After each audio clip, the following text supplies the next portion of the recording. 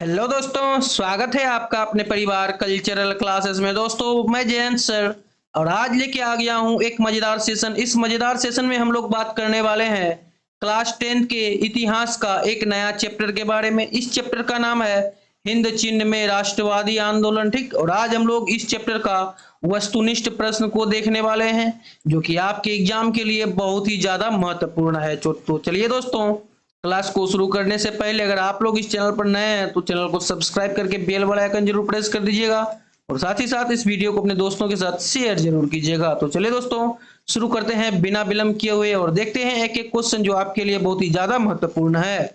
आइए, पहला क्वेश्चन है, हिंद चीन क्षेत्र में कौन से देश आते हैं? तो दोस्तों, आप सभी को बता दें कि हिंद चीन क्षेत्र में कंबोडिया, वियतनाम या फिर लाओस, ठीक, यह तीन देश है जो हिंद चीन क्षेत्र के अंतर्गत आते हैं। ठीक दोस्तों, समझ गए आप लोग कौन कौन सा देश है? लाओस, कंबोडिया और वियतनाम। ठीक, तो यहाँ देखिए आप लोग गौ नंबर पे ध्यान दीजिए कि कंबोडिया, वियतनाम और लाओस। ठीक दोस्तों, यहाँ पे कुछ उल्टा पुल्टा रह सकता है। यहाँ देखिए कंबोडिया, वियतनाम, लाओस दिया हुआ है, कहीं पर भी कहीं पर लाओस, कंबोडिया, वियतनाम ऐसा दिया हुआ रहेगा तो घबराना नहीं है, ऑप्शन को धैर्य से देखना है और शानदार तरीके से क्वेश्चन का आंसर देना है। ठीक दोस्तों, समझ गए आप लोग यहाँ तक? चलिए इसी के साथ साथ आगे बढ़ते हैं और देखते हैं दूसरा नंबर क्वेश्चन क्या कर रहा है। आइए, दूसरा नंबर क्वेश्चन कर रहा है कि अंकोर वाट का मंदिर कहाँ स्थित है, जो कि यह क्वेश्चन बहुत ही ज्यादा महत्वपूर्ण है आप लोगों की परीक्षा के लिए। तो चलिए दोस्तों, आपको बता दें अंकोर वाट का जो मंदिर स्थित है वह कंबोडिया में स्थित है। ठीक दोस्तों, समझ गए आप लोग? देखिए यह क्वेश्चन, देखिए 2 नंबर का क्वेश्चन 2012, 2015, 2019, 2022 तक यह क्वेश्चन जो है पूछा हुआ है। ठीक दोस्तों, समझ गए आप लोग यहाँ तक? चलिए इसी के साथ साथ आगे बढ़ते हैं और देखते हैं 3 नंबर का क्वेश्चन क्या है। आइए, तीसरा नंबर क्वेश्चन है, क्वेश्चन कर रहा है कि हिंद चीन पहुंचने वाले प्रथम व्यापारी कौन थे? तो आप लोग फटाफट से बताइए कि हिंद चीन पहुंचने वाले प्रथम व्यापारी। तो चलिए दोस्तों, आपको बता दें हिंद चीन पहुंचने वाले प्रथम व्यापारी वो पुर्तगाली थे। कौन थे? पुर्तगाली थे। ठीक दोस्तों, तो दोस्तों क्वेश्चन पेपर नजर दौड़ाइए 3 नंबर का। आपका 3 नंबर का जो क्वेश्चन है 2016, 2018, 2020, 2022। ठीक दोस्तों, यानी कि 4 साल आपके बोर्ड के एग्जाम में पूछा हुआ है। आप समझ सकते हैं कि आपके लिए कितना ज्यादा महत्वपूर्ण है यह क्वेश्चन। इसलिए हाई अलर्ट होकर, सतर्क होकर और सावधान होकर अपने पढ़ाई को जो है जारी रखिए और एक एक क्वेश्चन शानदार तरीके से हमारे साथ साथ ही याद करते चलिए। तो चलिए दोस्तों, आगे बढ़ते हैं और देखते हैं 4 नंबर का क्वेश्चन क्या है हम लोगों के पास। आइए, 4 नंबर का क्वेश्चन है, क्वेश्चन करा है कि हिंद चीन में बसने वाले फ्रांसीसी कहे जाते हैं। तो दोस्तों, हिंद चीन में बसने वाले फ्रांसीसी को कहते हैं कोलोन। क्या कहते हैं? कोलोन कहते हैं। ठीक, समझ गए आप लोग? तो चलिए क्वेश्चन पे थोड़ा नजर दौड़ाइए, क्योंकि देखिए क्वेश्चन 2021, 2022 के बोर्ड के परीक्षा में पूछा हुआ है शानदार तरीके से। चलिए उसी शानदार तरीके को बरकरार रखते हुए बढ़ते हैं आगे और देखते हैं 5 नंबर का क्वेश्चन। आइए, 5 नंबर का क्वेश्चन है, क्वेश्चन कर रहा है कि नरोत्तम सिंहानुक कहाँ के शासक थे? वियतनाम के, लाओस के, थाईलैंड के या फिर कंबोडिया के? तो चलिए दोस्तों, नरोत्तम सिन्हानुक जो थे कहाँ के शासक थे? तो वह कंबोडिया के शासक थे। ठीक, याद रखिएगा, नरोत्तम सिन्हानुक कहाँ के शासक थे? कंबोडिया के शासक थे। ठीक दोस्तों, चलिए इसी के साथ साथ आगे बढ़ते हैं और देखते हैं 6 नंबर का क्वेश्चन क्या कर रहा है। 6 नंबर का क्वेश्चन है कि the history of the loss of Vietnam किसने लिखा? दोस्तों देखिए, यह एक किताब है, the history of the loss of Vietnam. ठीक, यह पुस्तक है, इसको किसने लिखा है? हो ची मिन्ह ने लिखा है या फिर फान बोई चाउ ने लिखा है या फिर कुआंग ने लिखा है या फिर त्रिथु ने लिखा है? तो चलिए दोस्तों, आपको बता दें इसका जो आंसर हो जाएगा फान बोउ चाउ। ठीक, क्या हो जाएगा? यानी कि the history of the loss of Vietnam जो लिखा है वह फान बोउ चाउ ने लिखा है। ठीक दोस्तों, समझ गए आप लोग? चलिए क्वेश्चन पे थोड़ा नजर दोहराइए, क्योंकि क्वेश्चन आपका 2021 के बोर्ड के परीक्षा में शानदार तरीके से पूछा हुआ है। चलिए इसी शानदार तरीके को बरकरार रखते हुए बढ़ते हैं आगे और देखते हैं 7 नंबर का क्वेश्चन क्या करना चाह रहा है। आइए, 7 नंबर का क्वेश्चन है, क्वेश्चन कर रहा है कि मार्च 1946 ईस्वी में फ्रांस व वियतनाम के बीच होने वाले समझौता किस नाम से जाना जाता है? तो चलिए आपको बता दें, फ्रांस और इसके बीच, वियतनाम के बीच होने वाले समझौता को हनोई समझौता के नाम से जाना जाता है। ठीक दोस्तों, समझ गए आप लोग? कब हुआ था यह समझौता, हनोई समझौता? 1946 में हुआ था। किसके किसके बीच हुआ था? फ्रांस और वियतनाम के बीच हुआ था। ठीक दोस्तों, इस समझौता को क्या कहते हैं? हनोई समझौता कहते हैं। ठीक, समझ गए आप लोग 7 नंबर का क्वेश्चन को? चलिए क्वेश्चन पे थोड़ा नजर दोहराइए, क्वेश्चन 2018 और 2022 के बोर्ड के परीक्षा में शानदार तरीके से पूछा हुआ है। ठीक, तो चलिए उसी शानदार तरीके को बरकरार रखते हुए बढ़ते हैं आगे, देखते हैं 8 नंबर का क्वेश्चन क्या कहना चाह रहा है हम लोगों को। आइए, 8 नंबर का क्वेश्चन है, क्वेश्चन कर रहा है कि किस प्रसिद्ध दार्शनिक ने एक अदालत लगाकर अमेरिका को वियतनाम के युद्ध के लिए दोषी करार दिया?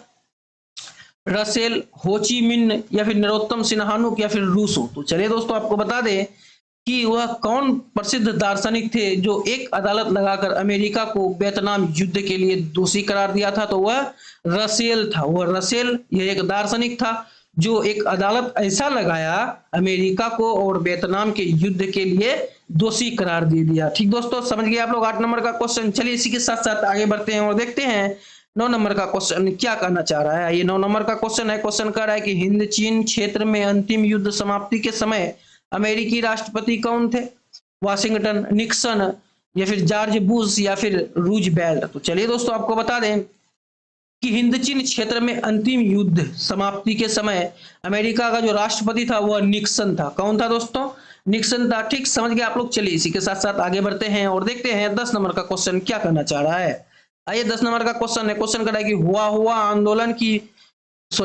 आंदोलन किस प्रकृति का था? क्रांतिकारी, धार्मिक, या फिर समाजवादी समर्थक, या फिर क्रांतिकारी धार्मिक? तो चलिए दोस्तों, हुआ जो आंदोलन था वह क्रांतिकारी धार्मिक से था। ठीक दोस्तों, समझ गए आप लोग। चलिए इसी के साथ साथ आगे बढ़ते हैं और देखते हैं शानदार तरीके से 11 नंबर का क्वेश्चन को। आइए 11 नंबर का क्वेश्चन है। क्वेश्चन कर रहा है कि जेनेवा समझौता कब हुआ था? दोस्तों यह क्वेश्चन आप लोगों के लिए बहुत ही ज्यादा महत्वपूर्ण है क्योंकि 11 नंबर का क्वेश्चन 2022 के बोर्ड के परीक्षा में शानदार तरीके से पूछा हुआ है। चलिए उसी शानदार तरीके को बरकरार रखते हुए बताएं आप लोग कि जेनोवा समझौता कब हुआ था। तो चलिए आपको बता दें, जेनोवा समझौता जो हुआ था वह 1954 ईस्वी में हुआ था। कब हुआ था हनोई जेनोवा समझौता?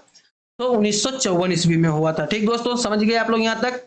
चलिए इसी के साथ साथ आगे बढ़ते हैं और देखते हैं 12 नंबर का क्वेश्चन क्या कहना चाह रहा है। आइए 12 नंबर का क्वेश्चन है। क्वेश्चन कह रहा है कि उत्तरी एवं दक्षिणी वियतनाम का एकीकरण कब पूर्ण हुआ? तो चलिए दोस्तों आपको बता दें, उत्तरी एवं दक्षिणी वियतनाम का जो एकीकरण पूर्ण हुआ था वह कब हुआ था? तो 1975 ईस्वी में हुआ था। ठीक तो दोस्तों, इसी के साथ साथ आप क्वेश्चन पे भी थोड़ा नजर दौड़ाइए। क्वेश्चन 2022-2023 के बोर्ड के परीक्षा में शानदार तरीके से पूछा हुआ है। कौन सा तरीका से पूछा हुआ है? शानदार तरीके से पूछा हुआ है। ठीक, चलिए समझ गए यहाँ तक। चलिए इसी के साथ साथ आगे बढ़ते हैं और देखते हैं 13 नंबर का क्वेश्चन क्या करना चाह रहा है। ये 13 नंबर का क्वेश्चन है। क्वेश्चन कर रहा है कि अनामी दल के संस्थापक कौन थे? तो चलिए दोस्तों आपको बता दें, अनामी दल के जो संस्थापक थे वह जोनगुएन आई थे। कौन थे? जोनगुएन आई। ठीक, समझ गए आप लोग। ये क्वेश्चन पे थोड़ा नजर दोहराइए। क्वेश्चन 2022 के बोर्ड के परीक्षा में शानदार तरीके से पूछा हुआ है। चलिए उसी शानदार तरीके को बरकरार रखते हुए बढ़ते हैं आगे और देखते हैं 14 नंबर का क्वेश्चन क्या करना चाह रहा है।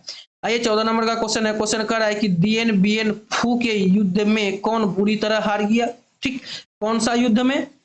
दिएन बिएन फू के युद्ध में कौन बुरी तरह हार गया? पुर्तगाल, फ्रांस, कंबोडिया, अमेरिका? तो चलिए आपको बता दें, इसका जो आंसर हो जाएगा वह फ्रांस हो जाएगा। क्या हो जाएगा दोस्तों? फ्रांस। ठीक, दिएन बिएन फू के युद्ध में बुरी तरह से फ्रांस ही हार गया था। ठीक, समझ गए आप लोग। चलिए इसी के साथ साथ बढ़ते हैं 15 नंबर की क्वेश्चन की ओर। आइए 15 नंबर का क्वेश्चन कह रहा है कि क्रांतिकारी संगठन दुई तान हुई के नेता कौन थे? तो चलिए दोस्तों आपको बता दें, दुई तान हुई के नेता जो थे वह कौन थे? तो कुआंग दे। ठीक, कुआंग दे यह एक जो है क्या है, एक व्यक्ति का नाम है। यही व्यक्ति जो है दुई तान हुई के नेता थे। क्रांतिकारी संगठन का नाम है दुई तान हुई। ठीक, और इस संगठन का जो नेता था वह कुआंग दे। ठीक, वही आदमी था। ठीक दोस्तों, समझ गए 15 नंबर का क्वेश्चन। चलिए इसी के साथ साथ 16 नंबर की क्वेश्चन की ओर बढ़ते हैं।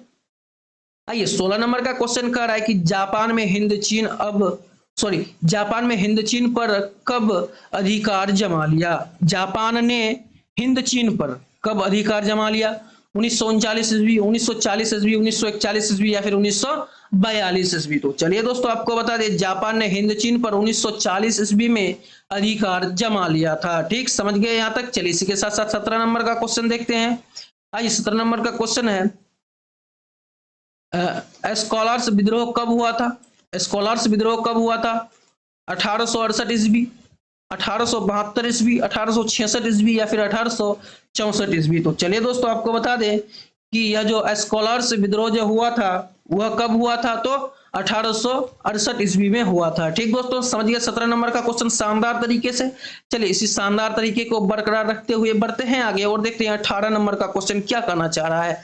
ये 18 नंबर का क्वेश्चन है।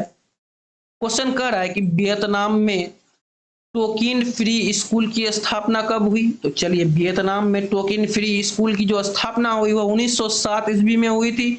और यह जो क्वेश्चन है आप लोगों के लिए बहुत ही ज्यादा महत्वपूर्ण है। क्वेश्चन 2015 के बोर्ड के परीक्षा में शानदार तरीके से पूछा हुआ है। ठीक, चलिए उसी शानदार तरीके को बरकरार रखते हुए बढ़ते हैं 19 नंबर का क्वेश्चन और देखते हैं 19 नंबर का क्वेश्चन क्या कहना चाह रहा है। ये 19 नंबर का क्वेश्चन है। क्वेश्चन कह रहा है कि अंकोर वाट के मंदिर का निर्माण किस शासक के द्वारा करवाया गया था? तो चलिए दोस्तों, अंकोर वाट का निर्माण जो किया गया था, अंकोर वाट के मंदिर का निर्माण तो सूर्यवर्मन द्वितीय द्वारा करवाया गया था। किसके द्वारा? सूर्यवर्मन द्वितीय। याद रखिएगा, बहुत ही ज्यादा महत्वपूर्ण है आप लोगों के लिए। क्वेश्चन तो और ही ज्यादा महत्वपूर्ण है, 2019-2023 के बोर्ड के परीक्षा में शानदार तरीके से पूछा हुआ है। ठीक, चलिए उसी शानदार तरीके को बरकरार रखते हुए बढ़ते हैं आगे और देखते हैं 20 नंबर का क्वेश्चन क्या कहना चाह रहा है। ये 20 नंबर का क्वेश्चन है। क्वेश्चन कर रहा है कि कंबोडिया की राजधानी कहाँ है? तो चलिए दोस्तों, आपको बता दें, कंबोडिया की जो राजधानी है वह नोम पेन है। कहाँ है कंबोडिया की राजधानी? Phnom Penh. ठीक, और ये जो क्वेश्चन है आपका 2022 के बोर्ड के परीक्षा में शानदार तरीके से पूछा हुआ है। उसी शानदार तरीके को बरकरार रखते हुए बढ़ते हैं 21 नंबर की क्वेश्चन की ओर। आइए, 21 नंबर का क्वेश्चन कर रहा है कि बाओ दाई की सरकार कहाँ थी? उत्तरी वियतनाम या फिर दक्षिणी वियतनाम या फिर कंबोडिया या फिर हनोई? तो चलिए, बाओ दाई की जो सरकार थी वह दक्षिणी वियतनाम में थी। ठीक दोस्तों, समझ गए आप लोग, दक्षिणी वियतनाम में बाओ दाई की सरकार थी। ठीक, समझ गए। क्वेश्चन पे थोड़ा नजर दौड़ाइए। क्वेश्चन 2023 के बोर्ड के परीक्षा में शानदार तरीके से पूछा हुआ है। चलिए उसी शानदार तरीके को बरकरार रखते हुए बढ़ते हैं आज के इस सेशन का लास्ट क्वेश्चन की ओर। आइए, लास्ट क्वेश्चन है 22 नंबर का कि निम्न में से क्या सोटसडम की घोषणा का उद्देश्य था? जापान का आत्मसमर्पण, अमेरिका का आत्मसमर्पण या फिर वियतनाम की स्वतंत्रता या फिर जर्मनी का एकीकरण? तो चलिए दोस्तों, सोटसडम की घोषणा का उद्देश्य जो था जापान का आत्मसमर्पण था। क्या था? जापान का आत्मसमर्पण। कौन सा घोषणा का उद्देश्य था? पोटसडम घोषणा का उद्देश्य था। क्या था? जापान का आत्मसमर्पण। ठीक दोस्तों, तो दोस्तों 22 नंबर का क्वेश्चन पे थोड़ा नजर दोहराइएगा, क्योंकि ये जो क्वेश्चन है आपका 2023 के बोर्ड के परीक्षा में शानदार तरीके से पूछा हुआ है। ठीक दोस्तों, तो चलिए दोस्तों, अगर आप लोग 22 का 22 क्वेश्चन शानदार तरीके से देख चुके हैं, अगर आपको लगता है कि नहीं कहीं हमको दिक्कत हो रहा है आंसर ढूंढने में, आंसर बनाने में, बुक में, तो आप लोगों को टेंशन नहीं लेना है। यहाँ पे देखिए शानदार तरीके से यहाँ पे दिया हुआ है उत्तर, और एक एक क्वेश्चन का यहाँ पे उत्तर दिया हुआ है शानदार तरीके से। ठीक, तो चलिए दोस्तों, ये जो पीडीएफ है आपको नीचे डिस्क्रिप्शन बॉक्स में शानदार तरीके से मिल जाएगा। उसी शानदार तरीके से बरकरार रखते हुए अपने पढ़ाई को जो है जारी रखना है। ठीक, तो चलिए दोस्तों, आज की क्लास को यहीं पे समाप्त करते हैं। फिर मिलते हैं कल नए उमंग और उत्साह के साथ और एक नए चैप्टर के साथ। तब तक के लिए सभी भाइयों को राधे राधे।